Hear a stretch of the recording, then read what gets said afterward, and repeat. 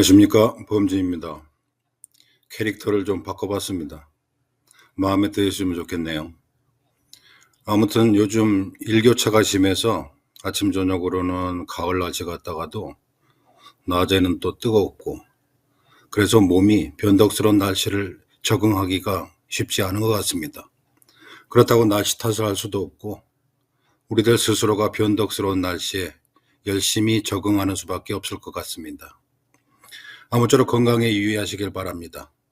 오늘은 냐나한다 스님의 연기법 법문 소개 7번째 시간입니다. 오늘도 스님께서는 지난번과 마찬가지로 세 개의 개송을 소개하면서 법문을 시작하셨습니다. 먼저 스님의 육성으로 개송을 듣도록 하겠습니다. කටුකුරුන්දී ඥානানন্দ ස්වාමීන් වහන්සේ විසිනි. අනත්තරින් අත්තමානින් පස්ස ලෝකං සදේවකං නිවිඨං නාම රූපස්මින් ඉදං සච්ඡන්ති මඤ්ඤති යේන යේන හි මඤ්ඤන්ති තතෝ තං හෝති අඤ්ඤථා තං හි තස්ස මුසා හෝති මෝස ධම්මං හි ඉන්තරං අමෝස ධම්මං නිම්බාණං තදරියා සච්චතෝ විදු තීරේ සච්ඡාභි සමයා නිච්ඡාතා පරිනිම්බුතාති. 이 세 개의 개송은 지난번에 소개해드린 것과 같은 수타니 빠따의 이중성의 관찰경에 등장하는 16가지의 이중성의 관찰 방법 중에서 15번째로 등장하는 것으로, 이것은 세속 사람들이 진리라고 여기는 것을 고귀한 제자들은 허망하다고 관찰하는 것이 그 하나이고, 세속 사람들이 허망하다고 여기는 것을 고귀한 제자들은 진실하다라고 관찰하는 것이 그 나머지 하나의 관찰입니다. 그러면 첫 번째 개송부터 살펴보도록 하겠습니다. 보라, 저 모든 신들과 함께하는 세상을 자아가 없는 곳에서 자아를 상상하면서 명색으로 들어가서 이것이 진리다라고 상상한다. 이 개송들 가운데 첫 번째와 두 번째 개송에서는 상상하다라는 의미의 만야띠라는 단어가 등장합니다. 세상 사람들은 자아가 없는 곳에서 자아가 있다고 여기면서 자아를 상상한다는 것입니다. 부처님께서는 모든 괴로움의 원인은 나라고 하는 어떤 주체가 실체적으로 존재한다라고 상상하고, 그로부터 이것은 나의 것이다로 이어지는 이 일련의 인식의 오류로부터 시작되었다는 점을 늘 강조하셨습니다. 나의 모든 괴로움은 나를 상상함으로부터 시작되었다는 것입니다. 그러면 왜 세상 사람들에게는 이처럼 애초부터 없는 자아를 있다고 상상하게 되는 이런 식의 오류가 일어나게 된 것일까요? 이것은 지난번 6번째 본문에서 제가 인용했던 바이야 수타의 내용을 통해서 설명할 수 있을 것입니다. 그때 부타께서는 늙은 고행자 바이야에게 이렇게 말씀하셨습니다. 바이야여, 그대는 이와 같이 그대 자신을 단련하라. 볼 때는 보여짐만 있게 하고, 들을 때는 들려짐만이 있게 하고, 감각할 때는 감각되어짐만이 있게 하고, 인식할 때는 인식되어짐만이 있게 하라. 부처님께서 바이야에게 권하신 수행 방법, 즉 어떻게 스스로 인식의 과정을 통제하고 단련할 것인가에 대한 내용에서도 이런 인식의 오류에 대한 부분이 드러납니다. 볼 때는 보여짐만이 있게 하라는 것은 보여진 것을 집착하고 들려진 것을 집착하고 생각되어진 것을 집착하는 과정에서 필연적으로 애초부터 존재하지도 않았던 나라는 주체가 상상되어 있는 것이니 그것을 분명히 알아라. 그 나라는 주체가 가정되고 상상됨에 따라서 우리가 본 것을 집착하게 되고 들은 것을 집착하게 되고 생각되어진 것을 집착하게 되는 것이니 이것을 분명히 그리고 철저히 알라는 것입니다. 그렇게 분명히 아는 사람은 자신이 본 것을, 자신이 들은 것을, 그리고 자신이 생각한 것을 더 이상 자신의 생각이라고, 자신의 판단이라고 하여 그것을 집착하지 않게 되기 때문입니다. 내가 하도 네가 보고 싶어서 내 눈에 헛것이 보였나 보다. 혹은 내가 하도 배가 고파서 그게 맛있게 느껴졌던 모양이다. 라는 식으로 알면 그냥 나에게 그렇게 보여진 것 뿐이고, 나에게 그렇게 느껴진 것 뿐이고, 나에게 그렇게 생각되어진 것 뿐임을 안다면 모두에게 동일하게 보일 것이다 라든지 모두에게 동일하게 생각될 것이다 라든지 하는 식으로 자신에게 보여지고 들려지고 생각되어진 것을 남에게 강제로 적용하여 집착하지는 않게 된다는 것입니다. 왜 그럴까요? 나라는 것이 상상되어진 것임을 알고 내 것이라는 것이 상상된 것임을 알기 때문에 내 것이라고 집착하지 않을 것입니다. 내 것이라고 할 것이 없는 줄을 아는데 굳이 싸울 일이 뭐가 있겠습니까? 무엇을 얻겠다고 싸우겠습니까? 싸우지 않음. 아마 이것이 이 세상에서 가장 쉽게 설명된 열반의 정의일 것입니다. 바이아에게 부탁해서 말씀하셨던 볼 때는 보여짐만 있게 하고 들을 때는 들려짐만 있게 하고 감각할 때는 감각되어짐만 있게 하라. 그리고 인식할 때는 인식되어짐만 있게 하라. 라는 내용이 지향하는 바도 비록 표현은 싸우지 않음, 괴로움의 끝, 열반 등과 같이 서로 다르더라도 모두 동일한 곳을 향하고 있는 것입니다. 그리고 이렇게 무엇 하게 하라 라고 부처님께서 권유 형식으로 말씀하신 것을 보면 아마 눈치 빠른 사람들은 이런 것을 먼저 알아차렸을 것입니다. 즉, 부처님께서 하시는 말씀의 요지는 우리 중생들이 원래대로 이제까지 해왔던 방식대로 생각하고 판단하면 결코 괴로움으로부터 벗어날 수 없다는 것입니다. 즉, 스스로 이제까지 평생토록 해왔던 기존의 사유방식을 바꿔야만 비로소 괴로움으로부터 벗어나는 것이 가능하다는 것입니다. 왜냐하면 볼 때는 보여짐만이 있게 하라 라는 말씀은 역으로 생각하자면 우리가 평소에는 볼 때 보여짐만이 있게 하지 못하고 인식할 때 인식되어짐만이 있게 하지 못하고 있다는 것을 우리 스스로 반증하고 있는 것이기 때문입니다. 그래서 이렇게 개송해서 말씀하셨던 것입니다.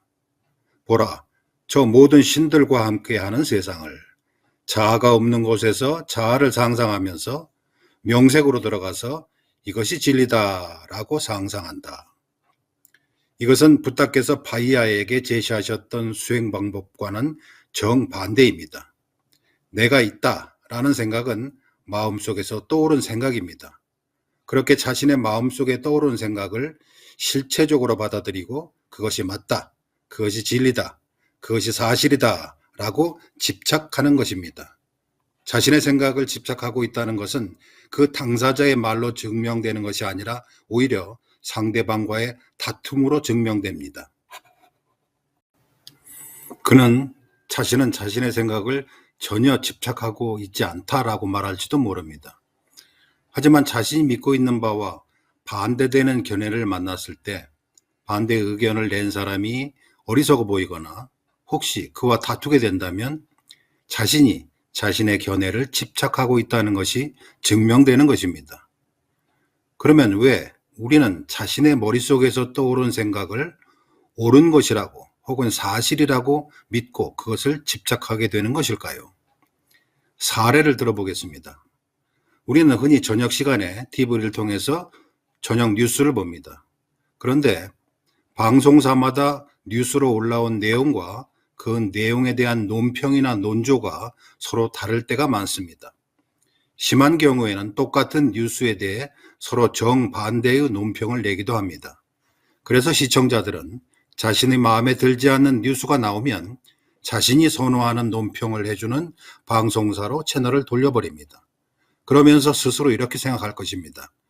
공중파 뉴스에 나왔으니까 이건 팩트가 틀림없다라고 말입니다. 그렇게 서로 다른 방송을 보면서 각자가 이것은 팩트다라고 믿습니다. 정반대의 내용을 두고 말입니다. 이게 왜 그럴까요? 우리 일반 사람들의 인식 체계는 스스로 보고 싶고 스스로 믿고 싶은 것을 미리 선별합니다. 마치 방송사에서 저녁 뉴스를 송출하기 전에 미리 편성회의를 하는 것과 똑같이 우리의 인식체계 속에서도 자신이 보고 싶고 믿고 싶은 내용을 미리 편성합니다. 그러면서 겉으로 내세우는 바는 아이러니하게도 팩트입니다. 자신들은 팩트만을 방송한다고 말합니다. 이것은 방송사나 우리의 인식체계나 똑같습니다. 팩트라고 믿게 만드는 것입니다. 자신의 머릿속에 떠오르는 생각을 사실이라고 여기는 것은 연기법을 알지 못하는 일반 사람들은 우리의 인식체계 내부에서 은밀하게 일어나는 일련의 왜곡 과정에 대해서 알지 못하기 때문입니다. 그러면 우리의 인식체계는 어떻게 대상에 대한 정보를 왜곡하고 그렇게 왜곡된 정보를 우리는 왜 진실이라고 믿게 되는 것일까요? 냐나난다 스님은 원래 출가 이전 대학교에서 불교학을 가르칠 때부터 우리의 이런 인식의 왜곡 과정에 대한 깊이 있는 연구로 유명해진 분입니다. 그 연구의 결과물은 Concept and Reality라고 하는 저서로 출판된 적이 있습니다. 스님은 이 저서에서 다음과 같은 경전의 문구를 인용하면서 우리의 인식체계가 어떻게 대상의 정보들을 왜곡하는지를 설명하셨습니다. 비구들이여, 눈의 알아차림은 눈과 모양을 조건으로 일어나고 그 세 가지가 만나는 것을 접촉이라고 한다. 그 접촉으로 인하여 느낌이 일어나고 느낀 것을 인식하고 인식한 그것을 숙고하고 숙고한 그것을 빠빤짜 하면 빠빤짜 산냐 상카로 변화된 것은 그 눈에 의해 인지할 수 있는 과거, 미래, 현재에 속하는 모양에서 그를 공격하게 되어 있다. 여기에 빠빤짜라는 용어와 빠빤짜 산냐 상캬라는 용어가 등장합니다. 빠빤짜라고 하는 것은 쉽게 말해서 느껴진 감각 정보를 자신의 입맛에 맞게 제멋대로 왜곡하는 과정을 일컫는 말입니다. 그리고 빠빤짜 산냐 상캬는 그렇게 왜곡된 정보가 이미지와 언어로 변환된 것을 말합니다. 이것을 쉽게 비유를 들어 설명하자면 이렇습니다. 우리의 속담 중에 자라 보고 놀란 가슴, 소뚜껑 보고 놀란다라는 게 있습니다. 딱 그대로입니다. 자신이 이전에 경험했던 어떤 이미지가 지금 눈앞에 보이는 대상인 명색에 덮여 씌워진 채로 보인다는 것입니다. 그러니까 분명히 내 눈앞에 있는 것은 소뚜껑인데 자라를 보고 놀랐던 경험을 했던 나의 의식은 내 눈앞에 있는 소뚜껑 위에다가 자라의 모습을 더 씌우는 것입니다. 그리고는 마치 진짜 자라를 본 것처럼 스스로 화들짝 놀랍니다. 자기가 소뚜껑 위에다가 자라의 모습을 뒤집어 씌워놓고서는 마치 원래부터 거기 자라가 있기라도 한 것처럼 또 스스로 놀라는 것입니다. 이것이 우리의 인식체계 내부에서 일어나는 참으로 기가 막힌 기만의 행위인 것입니다. 이것으로 우리는 알아야 합니다. 우리는 눈이 있다고 해서 눈앞에 있는 것을 있는 그대로 보는 것이 아니라는 것을 말입니다. 보여지는 대상조차 자신의 경험이나 호불호에 맞춰서 왜곡된 채로 보여지기 때문입니다. 이러한 왜곡 과정은 눈뿐만 아니라 귀, 코, 혀, 몸, 그리고 마음까지도 똑같은 패턴으로 진행됩니다. 소위 트라우마라는 것으로 인해서 같은 상황에서 서로 다른 반응을 보이는 것도 그러한 사례가 될 것입니다.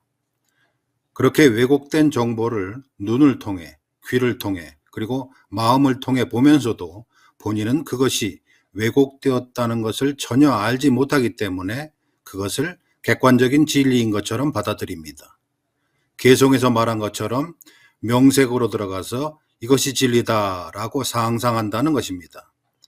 마치 방송사에서 송출한 뉴스가 사실은 각각의 방송사의 편성 기준과 사측의 이익에 부합된 방향으로 미리 편집된 것임을 알지 못하고 그것이 뉴스에 나왔기 때문에 팩트라고 믿으라는 것과 같습니다. 그렇게 우리는 자신이 보고 싶은 것을 보는 것이고 믿고 싶은 것을 믿는 것입니다. 그러나 우리는 그러면서도 자신의 경험이 제한되고 왜곡된 것이라고는 미처 생각하지 못합니다. 유명한 코끼리와 6장님의 이야기도 그러한 우리의 한계를 잘 설명해 주고 있습니다. 태어날 때부터 눈이 보이지 않는 장님 6이서 각자 코끼리의 각 부분을 만져보고 냄새 맡고 두드려 봅니다.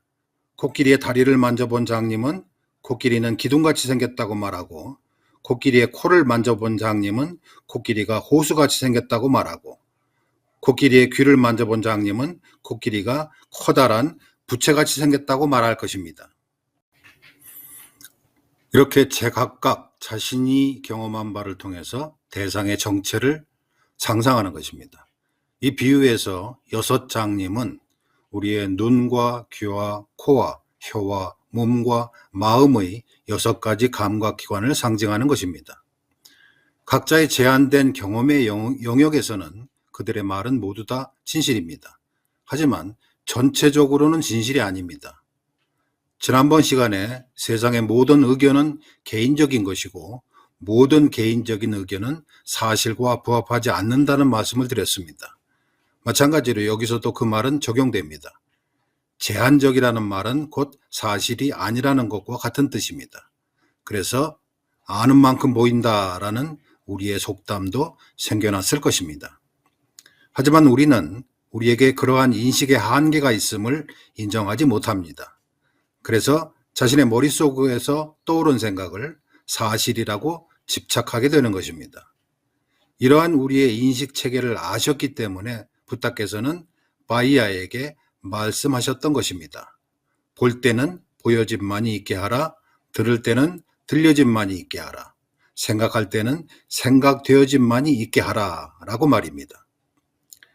이것을 영화관의 비유를 통해서 다시 설명하자면 이렇습니다.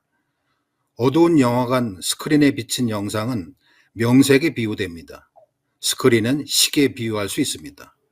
그렇게 어두운 영화관, 즉 무명의 상태에서 스크린에 비친 영상을 실제처럼 받아들일 만반의 준비가 이미 되어 있는 관객들은 단지 스크린에 비친 2차원의 영상을 입체적인 실체로서 받아들이면서 영화의 스토리에 몰입하게 됩니다. 그래서 부탁께서 말씀하신 것입니다. 명색에 들어가서 이것이 진리다라고 상상한다. 냐나난다 스님은 이렇게 명색을 진리처럼 상상하는 것으로부터 해방되는 것은 마구니의 속박으로부터 벗어난 것이고 그것이 바로 열반이라고 설명하셨습니다.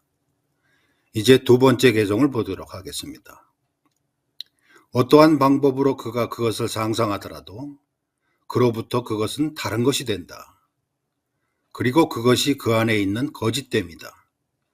속성에 의해 왜곡되는 그 보잘것 없음이다. 이것은 지난번 시간에 소개해드렸던 태어남을 이러함으로 규정하면 죽음인 저러함은 필연적으로 따라온다는 내용과 같은 것입니다. 우리가 나라는 것을 한번 상상하면 자동적으로 내가 아닌 다른 것이 동시에 생겨납니다. 여기라는 장소를 상상하면 자동적으로 여기가 아닌 저기라는 것이 동시에 생겨나는 것입니다. 칠판의 분필로 동그라미를 한번 그려보십시오. 칠판의 동그라미가 완성되는 것과 동시에 동그라미가 아닌 곳이 자동적으로 생겨나면서 칠판이 두 개의 공간으로 나뉘어지는 것을 확인할 수 있을 것입니다. 이렇게 칠판이 두 개의 공간으로 나뉘게 되는 원인은 칠판에 원래부터 두 개의 공간이 있었던 것이 아니라 내가 하나의 동그라미를 그린 것이 원인입니다. 마찬가지로 이 몸뚱이를 보면서 이것이 나다, 나의 몸이다, 이것은 나의 태어남이다 라고 상상하는 순간부터 동시에 그렇게 상상된 내가 점점 늙어가는 것을 보게 될 것이고 나의 죽음을 두려워하게 될 것입니다. 원래 칠판에 두 개의 공간이 있었던 것이 아닌데 내가 동그라미를 하나 그림으로써 칠판이 두 개의 공간으로 나뉘듯이 내가 이것이 나다, 이것이 나의 몸이다, 이것이 나의 태어남이다 라고 상상하는 순간부터 그렇게 상상된 나는 늙어가는 것이 되고 결국 죽음으로 이어질 것입니다. 그야말로 지속적인 무명의 여행을 하는 것입니다. 그래서 부탁께서 위의 계성에서 말씀하신 것입니다. 어떠한 방법으로 그가 그것을 상상하더라도 그로부터 그것은 다른 것이 된다. 그리고 그것이 그 안에 있는 거짓됨이다. 속성에 의해 왜곡되는 그 보잘것 없습니다. 없는 자아를 있다고 내가 상상하면 그런 상상으로 인해서 동시에 내가 상상한 그 나는 다른 것이 되어버립니다. 그것이 바로 없는 것을 있다고 상상할 때 나타나는 상상의 거짓된 속성인 것입니다. 여러분들 중에 혹시 이런 경험을 한 사람이 있는지 모르겠습니다. 거울을 쳐다보다가 문득 거울에 비친 자신의 모습을 보고 이게 뭐지?